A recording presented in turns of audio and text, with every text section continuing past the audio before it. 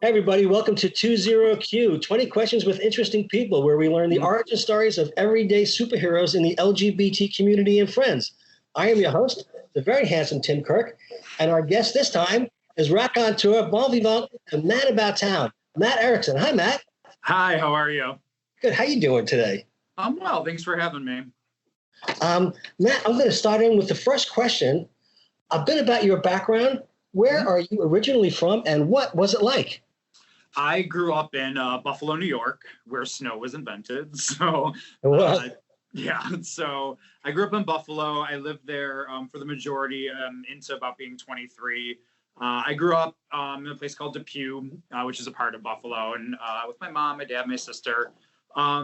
Pretty much in a kind of working class kind of home. You know, live check to check. You paid your bills. That was about the extent of it. And then I went to undergraduate school at the University of Buffalo, and then I did my master's at Purdue. And now I've been in New York for 14 years. Wow. That sounds like I know, I'd say about a dozen people from Buffalo. Oh, really? Yeah.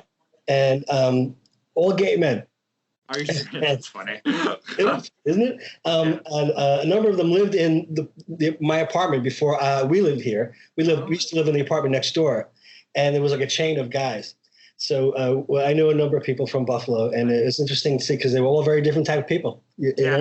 Everyone was. I love it. I miss it. But yeah, it's an interesting city. It's a good mix of people, and what it usually boils down to is it's a kind of salt of the earth people. Just across all different types.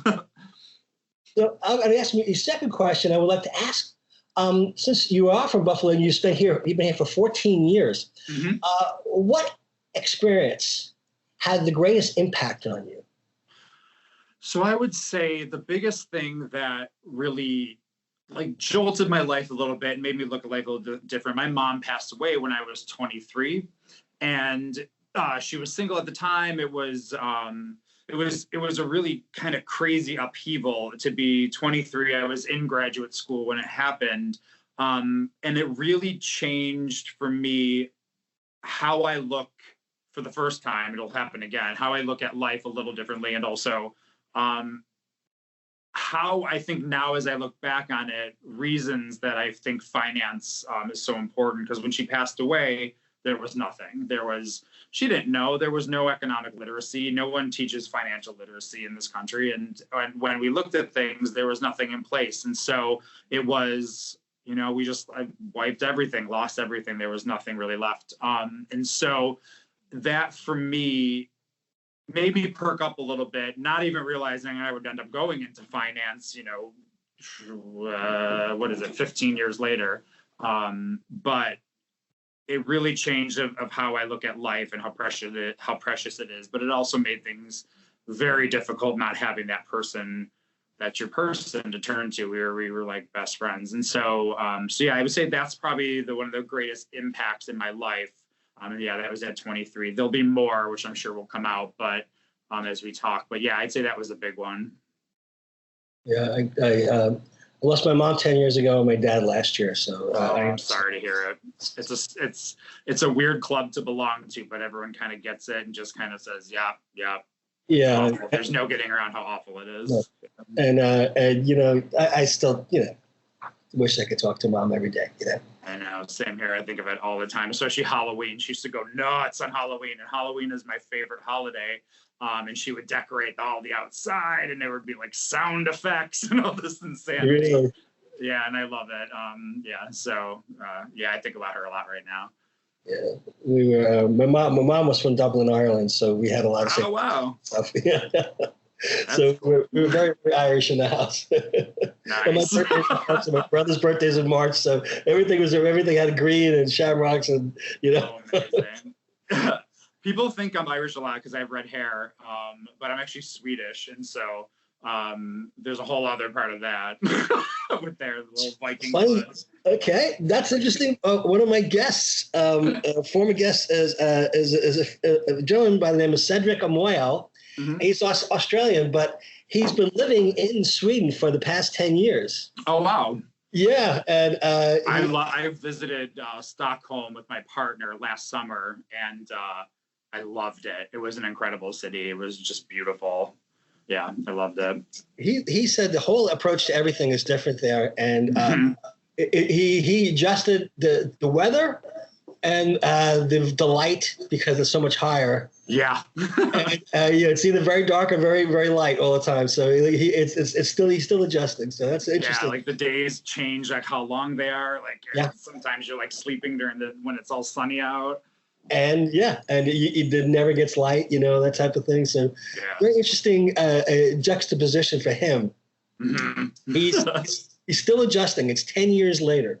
Yeah. So, and he's an entrepreneur. He actually started a line of T-shirts that reclaimed a lot of homophobic statements, and it's called Tushleys. He was a butt pirate. He had like a little butt, a sword. But that's what his brand is, and he's been doing that for a while there, and he's enjoying that very much. And he's raising kids, so it's interesting. But I figured Erickson. I figured it would be like Leif Erickson. Yeah. It's about as Swedish as you can get. Okay, so. See, since you've had this experience now, you've been doing this for some time, and you have, I think, you specialized focus. What would you say to someone, to anyone interested in an aspect of your experience? Meaning, if someone wanted to explore an idea or prospective opportunity based on what you could tell them, what would be the main thing to encourage or discourage them?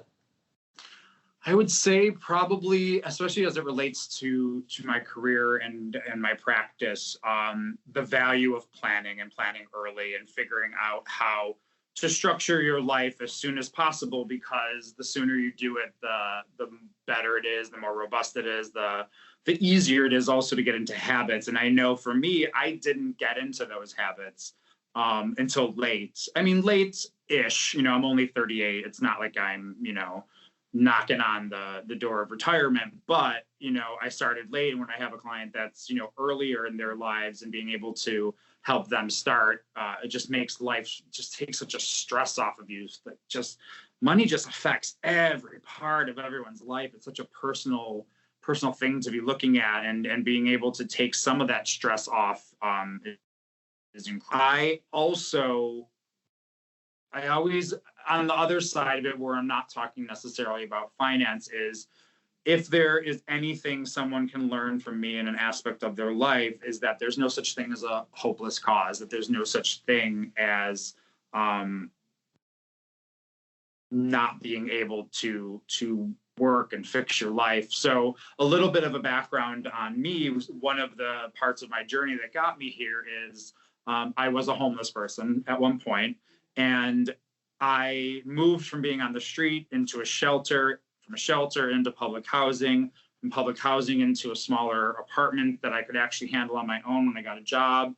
And then I built, more and more business. I became, successful. I now live down in the financial district, and now I'm starting a financial practice. And so there are so many things about that where, from the outside looking in, you would think I was a hopeless cause. And people told me that I was a hopeless cause, but that I refused to have be the last chapter. And I know now that drive is going to move into what I'm doing now, to be able to help people and work on their lives and get, the life that of their wildest dreams. And so I would say those two bits, the value of planning, and also don't ever give up, because there's no such thing as a hopeless cause until you say you're a hopeless cause yourself. And so I think those two would be the biggest things if I was to give advice to somebody.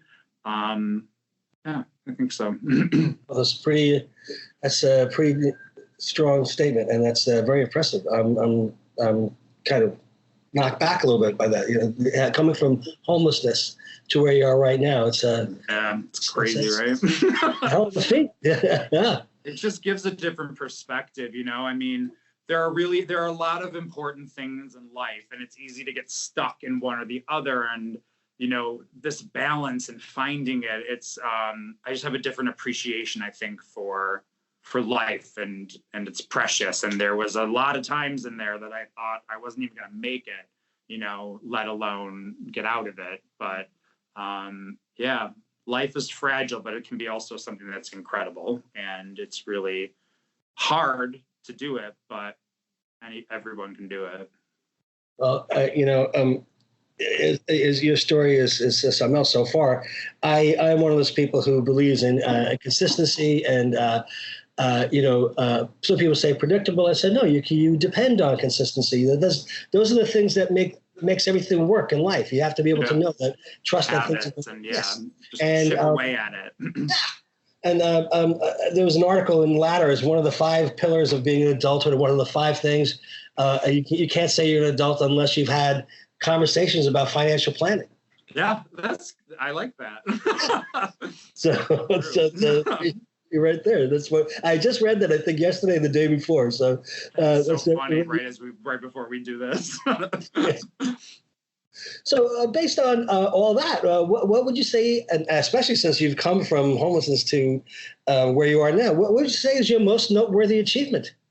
I've been clean and sober for 5 years. And so I think that, those things all played into one another. And so I got, when you get sober, there's ups, there's downs, you fall, you get back up. And I'm very, very proud of the fact that I now have 5 years clean and sober. I have a sponsee, I have a sponsor, I have this connection now. Again, it's another connection to life. It's a connection to all the things around me and what's going on inside me. Because when you get sober, you really start to look at not necessarily why you had a problem, but more importantly, what made you go to that to begin with. And so working on myself a lot over the past 5 years, and knowing that this is something that's consistently needing to be worked on for the rest of my life. Also, like you said, it's the same thing. It's one day at a time. You're chipping away at things, and you look up, and suddenly this life has become so grand and so beautiful as you've just been kind of chipping away at it. And it's hard to sometimes, I think of that when you're in the moment. It's so easy to get overwhelmed by the forest, but sometimes just taking a look at the trees will help you just find exactly what you're looking for if you trust yourself. Yeah. So I'd say that 5 years sober. Okay, well, that's pretty spectacular. I spent a long time working in the restaurant business. Mm-hmm. I was a chef, and I did everything else in the business too. And I'm a culinary school graduate. I do all those things. And I don't know if you know anything about that, but part of the casualty of being in that industry is an awful lot of substance abuse. Yeah. And I'd been around a lot of people who, they don't realize that they're spiraling down while they're doing it. And I, for several years at a time, I would not drink at all. And it was really something else for me to have so many people who were sober recognize that in me and think I was a friend of OW. Right.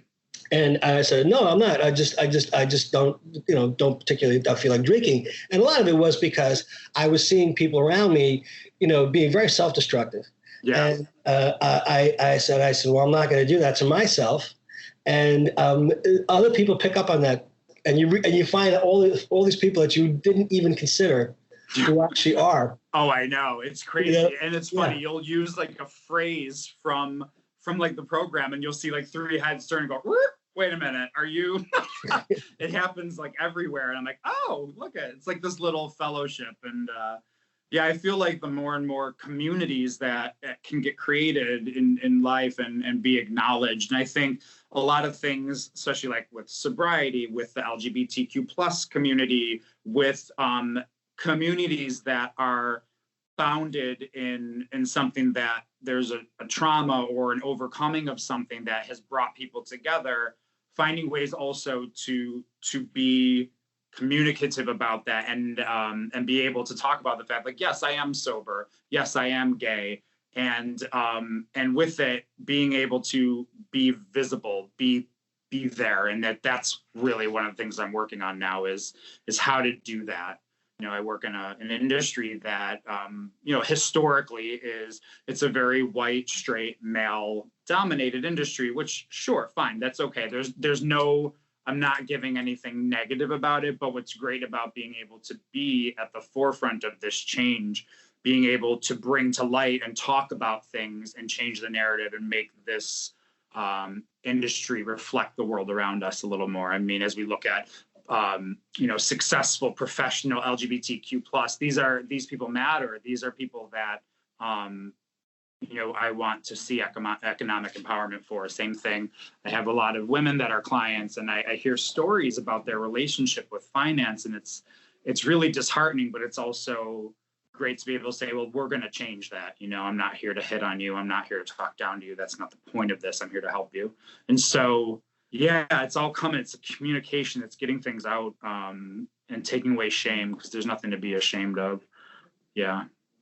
Yeah. So based on all of this, the biggest personal challenge you have faced, personal injury, a seemingly overwhelming task, a personal or professional goal, a difficult situation you had to overcome. And you just described one, but what would you say?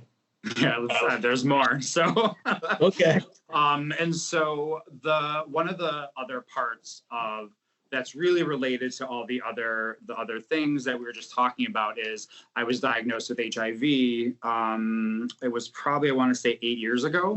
Oh, and so, you spend your whole life as a gay man terrified that that's where your life is leading. And then every time everything is so, that thought in everything you're doing has been so ingrained in you, and it begins to turn who you are into something shameful, into something that is something to keep secret, to not talk about, like all these things. And so when that happened, it destroyed me. And it was like, this is what was going to happen all the time. This is it. This is awful. I'm dirty. I'm ashamed of this. And, it took a lot of time to be able, and that's something I'm really working on now. As I was prepping to have this interview, I'm like, do I disclose that? Do I not disclose that? This is something related to work. But part of what I'm doing is, again, to bring that to the light, especially because I'm so lucky to be living in an age where there is post-exposure prophylaxis, and there is PrEP, the pre-exposure prophylaxis, and there's viral therapy, and there are a second. Yeah. New York City life. They're like, that siren's like, sing it, girl, tell everybody. I'm like, oh my God. That's the universe being like, here it goes, let it out. And with that, as I was deciding whether or not to talk about it on here, one of the biggest things beyond, bringing the LGBTQ plus community to the forefront with economic empowerment here, so my firm is Northwestern Mutual Park Avenue, and I'm the first openly gay man that's an advisor here. And it's been a fantastic but daunting experience. And one of the things that I really took on as a mantle when I got here is, okay, with HIV positive people, we are now seeing people undetectable. We are seeing CD4 counts in a place that's great. We can't consider this for everyone to be a terminal illness if we can find a way to protect people in their financial planning by bringing in products that are related. I can't talk directly about products. I have like FINRA and compliance things, but successful people, this is not something that's in the underground that's dirty and people don't talk about. This is everywhere. And people have now gotten to this point in life where now we are so lucky that we're surviving it, thriving, and our life expectancy is no longer what it used to be. And so how do we as finance catch up to the medical industry? And I'm really happy because I was able to bring some things here to Northwestern Park Ave, which again, I can't talk about, but, successful professional people that I'm working with, and myself, I am the face of that. And if I'm going to be able to have this mantle where I'm trying to work and help that in terms of wealth management, I have to be able to say as well publicly, and it's a personal thing to talk about, I am as well. And sometimes having somebody across the table from you that's gay or has experienced that, I talk to people and they're like, I'm so much more comfortable because I can talk to you about anything. And that's the truth. They're like, you heard my story. There will be no judgment. There will be no judgment. Oh, yeah. Being a few years older than you, having lost a few, and dealing with having known so very many people. I'm so lucky. I count, like, I'm so lucky, just a matter of years difference. And it's humbling. It's so humbling. Like, yeah. When my husband and I first met, we were first together, we knew a load of people, and it turns out that really unsung were the guys who owned a number of bars, because they were the only people that would hire anybody HIV positive. Right. And everybody was shunned to the sides and the perimeters and the fringes, and these guys were given a dignified chance to work hard and be somebody. Yeah. And they were respected, and they were able to make a living. Otherwise, it was extraordinarily difficult for so many people in those days. We were shunned. I remember places that I work with, you're the first out person, and everybody either tells you all their sins, they confess everything to you, or they tell you, or they ask you all these questions, and you go, I can't believe you. But I mean, you have to be that person you have to be that conduit to give them a sense of reason, and you're doing something that's extraordinary, I must say. Thank you. And it's funny because there's the other side of it is I work with people who are open to talking about it and saying, just so you know, this is what HIV is. This is what AIDS is. This is what's currently going on in medicine. There's still so much that people just don't know. And again, it's because it's so taboo to talk about it. And it's, like I said, I was like, for the past 2 days, I'm like, oh my God, do I disclose? Do I talk about it? Do I not? And I'm like, just do it, because you have to talk about it. You have to be able to show and explain. And there's nothing wrong with needing something explained to you. I'd rather someone say, I don't understand. Would you talk to me? And that's, of course, instead of being afraid to ask, you know what I mean? And so about just what that means, like medically, what is it? What's happening? No one talks about it. We don't see it on the news. I had such an amazing, what was it? I feel like it was maybe holiday. I don't know what, no, it was like it was the Super Bowl of Emmys. I don't know what it was, but I saw on TV, they have those medicine ads where it's like, blah, blah, blah will make you happy. And, they're jumping around in the daisies. Yeah. And HIV antiviral medicine was advertised on TV. And I was like, oh my God. And just like, come on, keep doing it. You know what I mean? And then, it's such an incredible time for the LGBTQ plus community. If you had told me when I was a child or a kid, or as I was realizing this, that we would one day have a gay couple and the gay man running for president, I mean, I don't have political views to share on here and stuff like that, but the very fact that that's even a thing is mind-boggling. And I'm just like, I can't wait to see what the next, 40, 50 years shows. It's crazy. It's incredible. I'm living at a really incredible time, and I'm very lucky for that. What would you say is the turning point in your life? What changed the way you relate to others and the world? I would say, like, the turning point in my life was I had this moment where it was when I was still homeless. I can't necessarily pinpoint the day, but I can pinpoint the moment where I sat down and there was some moment of clarity, which is common in sobriety, that I looked around and I said to myself, I'm like, oh my God, Matt, this can't be the last chapter of your life. Like, this isn't where this story ends. And so what I said to myself, I'm like, I don't know what to do. And I think the turning point was I walked into a facility, and at the front desk, the words that came out of my mouth were, I need help.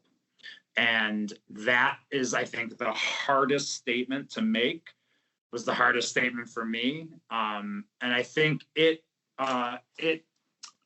it finds itself now in every part of my life of how do I ask for help? And in that moment, that's of course a very dramatic moment of needing to ask for help, but understanding that I don't got this by myself. I don't, and there's no reason why I have to. And I think a lot of what made me go down this spiral was my inability to ask for help and say that I needed it. And I think, everyone thinks that you're strong if you don't ask for help. And I think it's the opposite. You're strong if you do, because it takes a lot of guts to ask. And then, amazing things can happen. If I'm any example to anybody, that's an amazing thing that can happen. And it just goes throughout my whole life. And now I'm in a profession where I help people. And so I can turn around and say, now let me help you. And so that's really on cool. a big level, I do, for a certain part, there is, professionals and people who are wealth management and high-end careers. But if I can balance that with other things, if I have one, I can do the other in terms of how I help. And so I can diversify how I work with my practice. And so that's the goal right now. Been working hard towards. So, yeah, I'd say that. Yeah. No, absolutely. Okay. And that's something to really respect and admire. So what drives you? What gets you up in the morning? All of what we talked about. I'm sorry.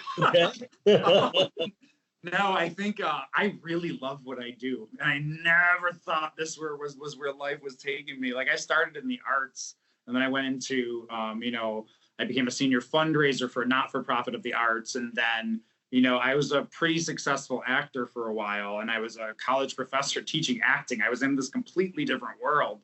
And then this happened where I lost everything, and I, had to handle, an addiction problem, and all of that went away. And it, in some ways, was a blessing because it wiped the slate clean. And then as an adult, instead of being 18 and deciding what you're going to be as you grow up, I got to have that conversation with myself again of like, okay, well, where are we going to build from? And it just turned out that as life began to build around me, I went into fundraising, and then I was working in like health and wellness, and then it led to this where I could almost look at what I do as working on the health and wellness of someone's life and their finances. And because what I do, I'm a comprehensive planner, so I do it across all the different buckets, short, mid, long, all of it. And it's this bridge over someone's life, and I get to spend that long-term relationship with them.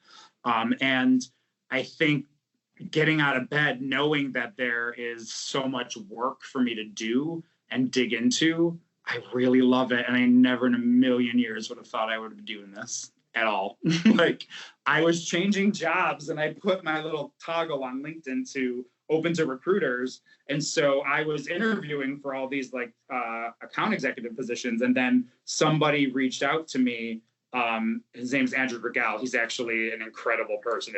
That's how I got into this. He had remembered me from a year prior. And I have to be honest, like, I'm terrible. I'm a horrible liar. And so when I'm in interviews, I disclose everything you talked about, because they all ask this, right? What did you overcome in your life? And I'm like, well, I'm not going to sugarcoat it. I'm going to tell you what's up. And a year later, he had moved to this firm and remembered me and reached out. And I'm like, oh, okay, finance, all right.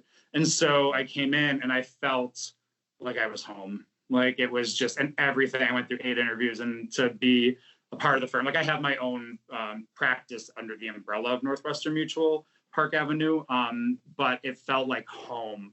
And then I realized, oh my God, there's so much I can do now that it's going to take me a lifetime to build this. And that's so exciting, and helping others. And so, yeah, I think I feel really driven, and I can't, like, it's so funny to me. I'm like, really? Sometimes I just stop, and honestly, I stop, and this is the God's honest truth. I stop in my day, and I look around my apartment, and I have a partner who we are looking at rings, gulp, to get about getting, married in the future. And I open my refrigerator, and it's filled with food. And like, I stop, and I'm like, how the hell did we get here? And it's incredible. You know what I mean? It's incredible. I'm a very lucky person. I am. I'm a very hardworking person. Don't get me wrong. Somebody called me a giggling pit bull the other day. That's a good one. I never heard that. I might like this. This might stick. But yeah, it's, you know, it's a combination of both. And so, yeah, I have a pretty incredible life that I'm really grateful for. I just became an uncle last year. Oh, really? So I'm a gunkle, and Yep. I run around with T-shirts that say "World's Best Gunkle" and things like that. I'm a big nerd about it, but I'm a nerd in general, which you know, I embrace that. So, going into a different area, hobbies, avocations, pastimes. Oh, fine. So it's interesting. I'm kind of I'm a Libra, so there's always like two opposites of me, and so my favorite thing to do, which I've laxed on a little bit, but I need to get back into. I love kickboxing, and I love working out, and I love kickboxing. It's so much fun. And then the other side of it is I absolutely love baking. Really? And so baking is one of the things it calms me down. It's methodical, and I'm actually randomly really good at it. And so I love that. And I also love plants. I have a ton of plants in my apartment and things like that. And so I joke around that I can beat somebody up and then bake them a cake after. To apologize. So just kidding around. But yeah, I'd say, yeah, working out, kickboxing. I love baking, and I love plants. It's like the go of what I do. I get when I start doing it. It's so zen. Like, it's just, and then these random ingredients suddenly become this amazing thing when you fiddle with them. It's interesting. Like, I always look at the like pile of all the things I'm going to use to make this thing, and then like that became that, which, like, it's insane. Excuse me. Yes, I absolutely understand that. So I've asked a number of people this question, and I've gotten surprising answers. Who do you read? So I'm kind of a nerd when it comes to, on the both sides of it. So I love, right now I'm reading like this nerdy, like wizardy kind of series it's the Nate Temple series, and Shane Silver is the author of it. And it's magic. It's, you know, fighting dragons and things like that. It's a nice kind of way to escape into something that's a little on like the fantasy side. I love Neil Gaiman, who wrote American Gods and Norse mythology and Anansi Boys. I love things about, you know, Vikings and all that stuff, because that's my heritage. I come from the Viking world. And then Malcolm Gladwell, I think, has had a lot of influence also, you know, back when Outliers and Blink and Tipping Point came out. I love those three. I love Blink because human behavior has always really fascinated me, and being able to look at the things that we do physically as well as how they relate to how we are emotionally and our thinking. And Outliers, I think, is one that I reread recently. And as I'm rereading, I think we're going to have a lot of outliers now, because so much of the norm is changing. And so being someone that's been living up to that point, I really do think outliers are going to start coming out in the next years. We're going to see people that are making huge differences. And a lot of that's dependent on time. Like I said, I'm very lucky to be at the time in history that I am. 10 years earlier, I might not be here. And 10 years later, I would have missed the ability to change that narrative. And so I love Outliers, and Tipping Point's just fascinating in terms of how, you know, people begin to make things trends and all that. But right now, I'm escaping into a little nerddom right now. I'm reading the wizard stuff when I go home and before bed. I was very proud of myself a few weeks ago. Neil Gaiman responded to a question that I posted to him on. So I was strutting around like, Neil Gaiman. Nice. Well, what's the question? He said he was English, and if somebody asked him about tea, I said, why is it that you refer to yourself as English when most people I know who are British or from England call themselves Brits? People from London call themselves Brits. He goes, and he responded, I usually call myself a Brit, but when it comes to tea, I'm very English. Oh, like English breakfast tea? just English. It's a very English thing to do, is drink tea. Oh, interesting. I didn't know so I was proud of that. And then my husband was, he was somewhere recently, I forget where he was, in Midtown, I guess, and he walked past Malcolm Gladwell and somebody else who was equally famous. I think it was Fred Armisen, I think. Those are two great people to walk past. Yeah. I love like TV, like Netflix and Hulu and all these other, I'm not dropping names. I don't know if I'm allowed to do that actually. I love TV and different shows, and my partner and I are definitely like Netflix and chill people all the time, and I'm always watching. I love it. So that's probably the other hobby, is that I love watching TV, but mostly like on the cable ones, the ones that are a little bit more pushing the envelope.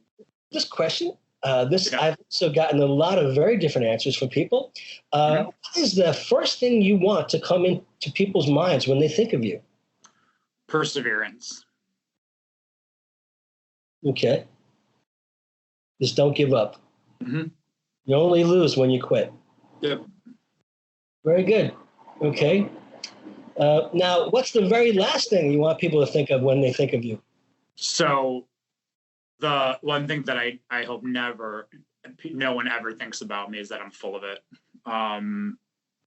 Everything I say, I wholeheartely believe, and everything I do, and all of the things that I'm telling people are the truth. And it's important to me because it's kind of a wild story. And so, that I'm full of it, and that I don't actually feel the way about these things that I do 100%. This is, I think, why, when things got better, and when there are moments where I look back and I'm like, I probably shouldn't have made it through that. I should be dead in some situations. I think I'm like, okay, well, I'm not, now figure out why. And I think that informs me a lot more, is that I think I'm beginning to find the why. And it is honest, because there are bigger things in my head right now than what might be assumed. So that I'm full of it, because it's unfortunately it's all 100% legit. I'm the worst liar in the entire world. Something. First of all, I think I'm preoccupied with being authentic with people. Because once I came out, the burden of thinking that I was just carrying this dual secret identity thing, which, all my friends are like, really, you're gay? Well, what a surprise. But, some people, didn't know. But I mean, just having to just take that weight off your shoulder. And I'm not somebody who wants to give up too much information. I'm not going to go into violent, copious detail about my life, but I detest the idea of not being honest about myself. So, because that's the whole point of being out, is to live your life, authentically, and to be honest. So, 100%. And it's so much freer. It makes life so much more buoyant and easy to do. No, it's just taking that first step sometimes to like own something. It's hard. That's the hardest part. I always tell anybody that comes to meet with me, or anybody that comes to, like, the hardest part is the first step. Once that's done, it's all starts just rolling. Yeah.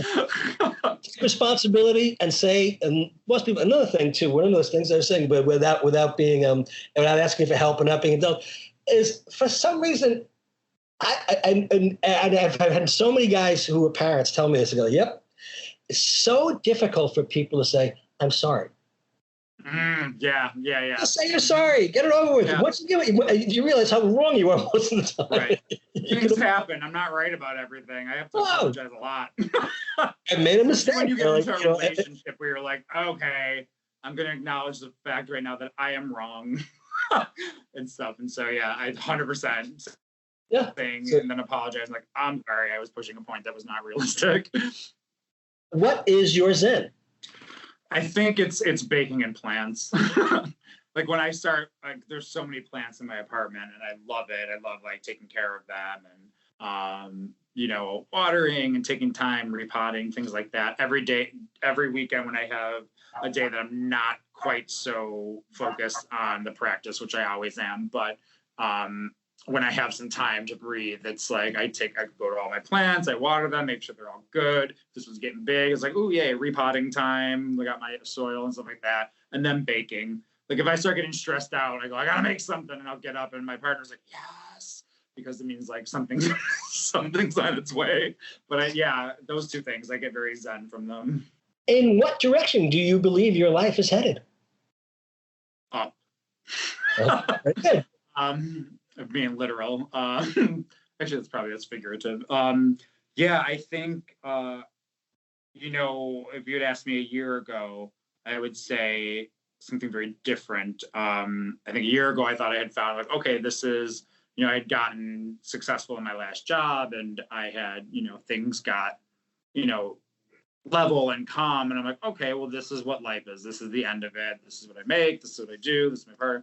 And then when I decided to make this leap and start doing something completely different, it's scary because, you're completely changing your world. But at the same time, it opened up for me possibilities that were not there when I was comfortable. And so not being comfortable is, I think, something I seek. Because I think on the other side of it is where a lot of the great things are, where it's, getting past fear on the other side of it is something really great. And so I honestly don't know, but I do know that it's going to be something exceptional, because I don't know, I just feel it. And because I care so much about what I do, and because I do consider myself a very hard worker, I think that's where it's headed. And of course, there's ups and downs. Like there's no question of that. But I feel like my life is headed into both being successful, having the life that I've dreamed of, but also getting to change my little part of the world that I can. Hopefully, that's the goal. So, yeah. That's great. I've always felt, and I got involved because I wanted to be part of something that was bigger than me, and it was better than me, and the extra dimension and everything that changes your life profoundly. I think you should just stop living in one. I guess one dimension. I guess it's a different dimension. You just add another facet, and all of a sudden. You're like, wow, this is a world I didn't even know was possible. Exactly right. That's exactly right. So what is your quest? The thing you must do at one point in your life above all else? Yeah, other than the very kind of abstract things I've been talking about in terms of building a successful practice and economic empowerment for, success and professionals that aren't acknowledged. I think there's a lot of assumptive thoughts about working with professionals in the LGBT community and Q+ community, and being able to move in and work with that and just build something really powerful. Because by doing that, I can then also layer that with being able to help things that are more in need that will be something I can be more philanthropic towards. I think one of the biggest things, though, one of the I think flags that will say, okay, you've hit something you really cared about, is when I buy a home. My partner and I really want to buy a home upstate in the trees and the nature and stuff like that. And I think buying a home is going to be really powerful because it's the complete opposite of where this started. And to be able to say, now I have a home. I mean, I rent an apartment. It's a nice apartment, but having to be able to say, I own a home now and didn't have a home at all before, I think will be a big point that's a quest in my life. And hopefully it'll be happening soon, and so I'll have to reevaluate and do the next one. But it's always that thing, like I keep going like, okay, the next flag point is this, and the next flag point is this. How big is my practice going to become? Am I going to be able to bring in advisors that I can teach the same thought processes that I'm doing and help grow this even bigger with them? And so, yeah, I'd say that, I think that answers the question. I hope that answers the question. Sure. Yeah. Okay. So this is a good question too, and it's surprising how many people will tell me. What's your favorite color and why? Green.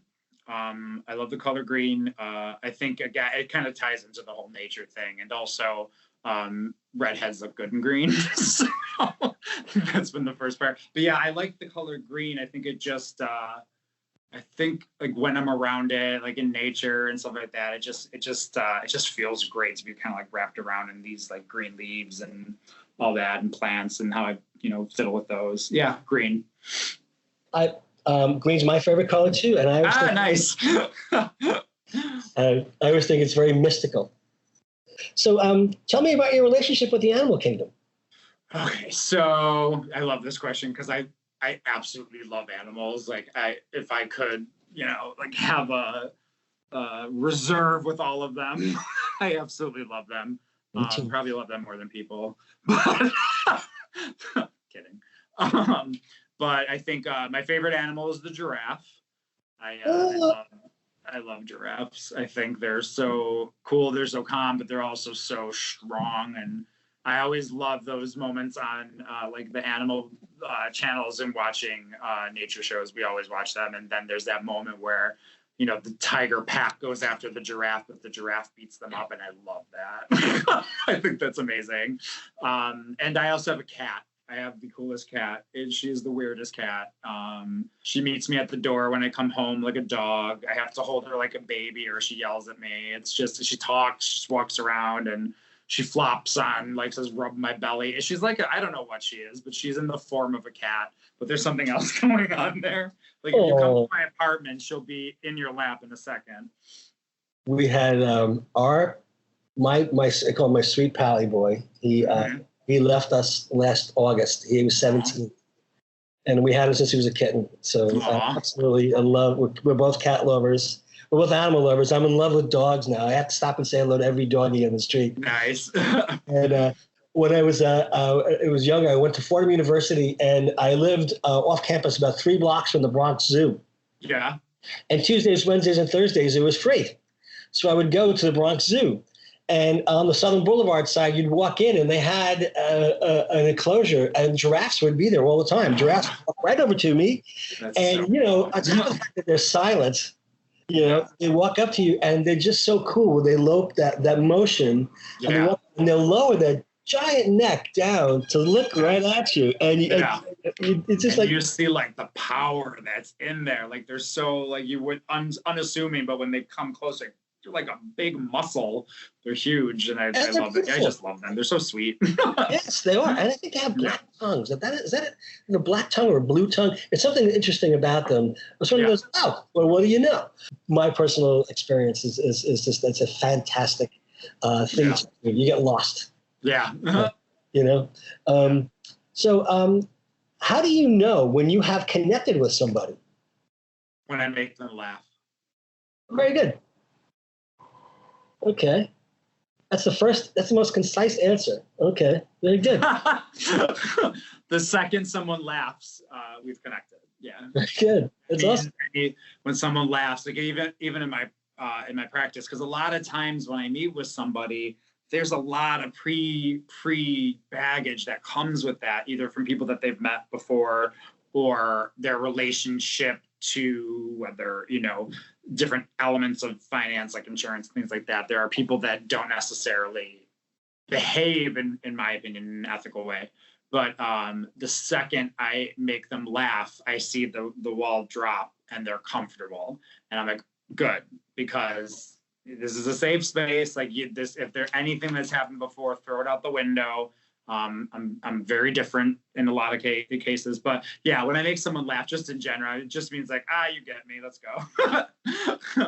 Very good. That's awesome. Yeah. And people give me a lot of roundabout answers, so that's very, really? Yeah. Very cogent. One sentence when I make them laugh. Awesome. And I think we may have discussed this, but what's your favorite weather? Right now, autumn. I love autumn. I love going into October, the smell of the air, and we're getting closer to Halloween. And I do love winter. And so I love all of it. Summer's not really my jam, which is, I think, I'm not in the majority on that. But yeah, I love fall. I love the way the air feels and when I leave my apartment, I live right the block south of the 9/11 memorial, and I walk through those trees and that memorial as I go to the subway, and they're changing colors and the air is crisp. I love it. Yeah, that's my favorite. Yeah, I love the fall. Surprisingly, most of the people who I've interviewed tell me they like the fall, but some people ardently love the summer, and people think I'm crazy because I like the winter, unless it's absolutely frigid. I still like the weather. Fall and winter. I love snow. I think it's partially also where I'm from, like being from Buffalo. When winter hits, it's blizzards, and so yeah, and I like that. There's something fun about like climbing. I don't know. I like it. Everybody I know from Buffalo makes fun of everybody complaining about 3 inches of snow. Oh, I know. I'm like, this is not snow. This is not winter. Yeah, totally. You can't see the windows in front of your house. You have to climb out a window or abandon your car on the highway. Yeah. Stuff like that. My sister lives in New Hampshire, so I know it's something sort of like that. But I mean, yeah, nothing like Buffalo. Buffalo is a different kind of winter altogether. And yeah, that's really funny.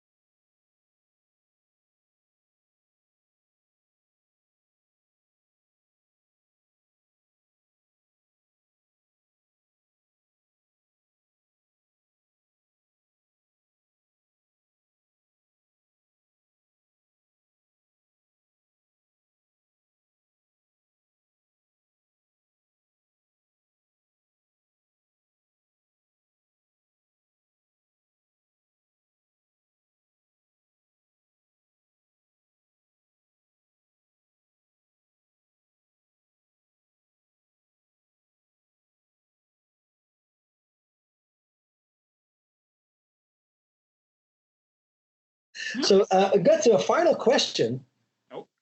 And this is something that people have wrestled with, and they've given me very, very different answers. So this is the capstone, I would imagine, to a lot of people. The question is the threshold. How did you know when you arrived in? And the threshold is obviously, before I get there, it's something. There's a point of no going back, and that's when you know there's no going back, and you've arrived someplace, and you can't just go back to where you were. Nothing is ever going to be the same. So, how did you know when you arrived there? How did it feel to cross it? What was the significance to you? What did you leave behind? What are you glad you left behind, and what do you regret leaving behind? And we go through that again if you. Oh, yes, this is a good question. And I would say the threshold was probably when I managed to put a year together of sobriety. I think when you cross the year mark, you start to see that now you've gotten habits. Now it's a strengthened program, and there is no. You can say in your head that there is no turning back. There is no looking back on that life. I do not ever want that again.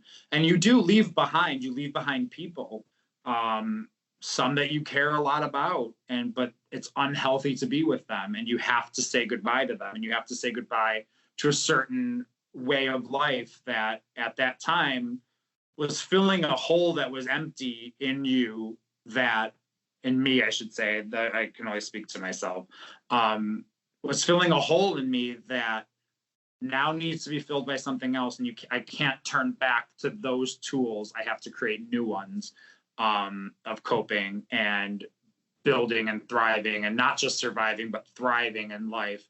And so I think crossing the year threshold, it's also when I got my first sponsee, and now being responsible to make sure that I'm a good example for him is also something that keeps me sober.